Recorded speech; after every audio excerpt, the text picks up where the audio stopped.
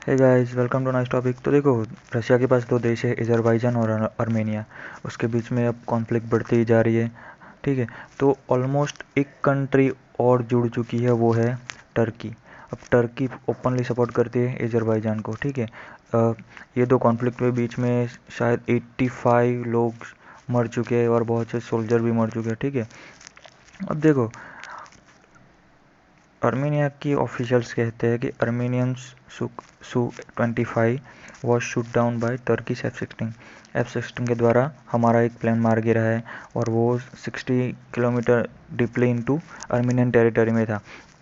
पर देखो हुआ क्या कि आर्मेनिया ये बोल रहा है, लेकिन अज़रबैजान और टर्की इसको डिनाई कर रहे हैं। वैसा क्यों हो रहा है? टर्की इससे क्यों बचना चाहेगा? आपको सोचना चाहिए कि आर्मेनिया में ऑलमोस्ट रशिया की एयरबेस है। ठीक है। तो रशियन को अब इसमें एंट्री लेनी चाहिए और नहीं लेनी चाहिए, इसके बारे में हम बात करेंगे। ठीक है। तो देखो, वो जो आर्मेनिया में जो उनका प्लेन मार गिरा है, उसमें एक पायलट भी मर चुका है।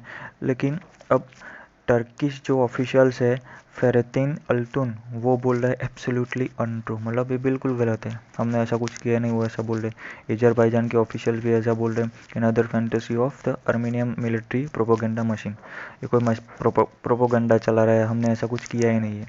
ठीक है। लेकिन आर्मेनिया बोल रहा है कि भाई टर्किश ने हमारा एक प्लेन मार गिरा है, उसमें पायलट था, वो भी मर चुका है। ठीक है। देखो, एंजेला मार्केल ने किया है कि an immediate cease fire and return to the negotiation table. तो एंजेला मार्केल चाहती है कि कोई आर्मी से सॉल्व ना हो, हम नेगोशिएशन टेबल पर बैठ के बात करेंगे। ठीक है। अब देखो, अब इसमें रशिया की एंट्री हो सकती है।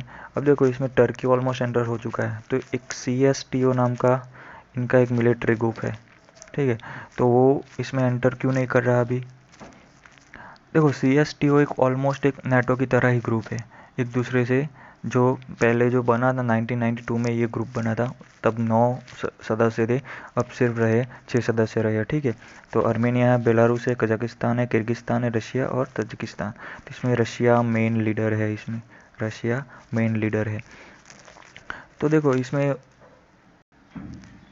पर देखो यहाँ पर ये ट्रीटी एक्टिव होती क्यों नहीं है, ये हमको पहले सोचना पड़ेगा। ठीक है। तो देखो, जो अज़रबैजान है, वो जब 1992 में इसका एक हिस्सा रहा था। ठीक है।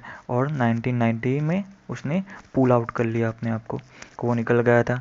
और in future, I mean in past, Armenia, Azerbaijan और रशिया के बीच में बहुत सारे ऐसे MOUs भी साइन किए, जिसमें कि वो एक तरह के वो MOU साइन किए, जिसमें कहा गया है कि जो आर्मेनिया और अज़रबैजान के बीच में जो एरिया का जो कॉन्फ्लिक्ट है, इसमें अगर कोई वॉर होती है तो इसमें CSTO एक्टिवेट नहीं होगा। ठीक है।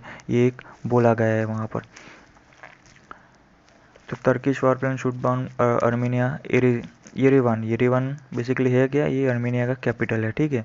तो येरेवान तो चाहता है कि CSTO एक्टिवेट हो जाए, लेकिन ये एक बात बीच में आ रही है अभी। देखो, येरेवान तो चाहता है कि ये एक्टिविटी, मतलब एक ट्रीटी एक्टिव हो जाए। ठीक है। लेकिन अब पहले रशिया है, जो बाकी और कंट्री है, वो भी रिपोर्ट्स तैयार करे कि रियली में टर्किश F-16 ने उन आर्मेनिया के Su-25 को मार गिरा है कि नहीं गिरा है। ठीक है। और देखो, आर्मेनिया के एम्बेसडर ने तो रशिया के जो वडार्क नाम के कोई है, उनको तो बोल दिया है कि हाँ भाई ये सब हुआ है। पर रशिया के जो ऑफिशियल्स है, पेस्को, वो बोल रहे हैं कि अभी हम सिचुएशन को एनालिसिस कर रहे हैं, देख रहे हैं क्या हुआ है क्या नहीं हुआ है, बाद में हम बेसिकली डिसाइड करेंगे। और ये बोल रहे हैं कि नागोर्नो कराबाख एरिया है, उसमें CSTO को डीपली एनालिसिस करना चाहिए। ठीक है।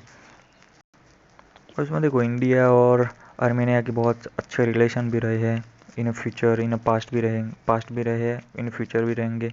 ठीक है। तो देखो, 2017 में हमारे वाइस प्रेसिडेंट आर्मेनिया गए थे। स्वाति नाम की मिलिट्री रडार इंडिया ने आर्मेनिया को बेची है। आर्मेनिया के मेडिकल इंस्टीट्यूट में बहुत सारे इंडियन स्टूडेंट भी पढ़ते हैं। यहाँ के लेबर माइग्रेंट का भी जो हमारा जो MOUs है, वो भी अच्छी तरह से काम कर रहा है। ठीक है। तो ये सब बढ़िया चल रहा है आर्मेनिया और इंडिया के। देखो, इंडिया और अज़रबैजान के बीच में खास ऐसा अच्छा कोई रिलेशन है नहीं। एक तो वो सब SCO में साथ बैठते हैं। ठीक है। और दूसरा एक बड़ा है कि ONGC विदेश है, इसने अजेरी, चिराग और गुनाशली EGC और कोई ऑयल फील्ड है वहाँ पे इसने इन्वेस्टमेंट कर रखी है। और बाकू, तिबलिसी और सेहान जो पाइपलाइन है वहाँ पे ONGC कर रही है। देखो बाकू है अजरबैजान की कैपिटल और तिबलिसी है जॉर्जिया की कैपिटल, ठीक है। देखो अजरबैजान ओपनली पाकिस्तान को सपोर्ट करता है ऑन कश्मीर इशू, तो ये हमारे लिए नेगेटिव पॉइंट हो सकता है इंडिया के लिए। अब देखो ये पाकिस्तान की तो कोई बात हो नहीं सकती, ये खुद टेररिस्ट कंट्री है, तो इसका कोई खास वजूद रहा नहीं है पूरी दुनिया में, इसकी आपको पता है क्या हाल हो चुका है, ठीक है। और चाइना का भी इसमें कोई खास सपोर्ट है नहीं, तो देखते हैं और रशिया इसमें एंट्री करता है, CSTO ट्रीटी एक्टिवेट होती है या नहीं होती है, इसके ऑफिशियल्स क्या बोलते हैं, तो ये आगे जाके पता चलेगा। तो thank you guys, welcome to nice topic and God bless you.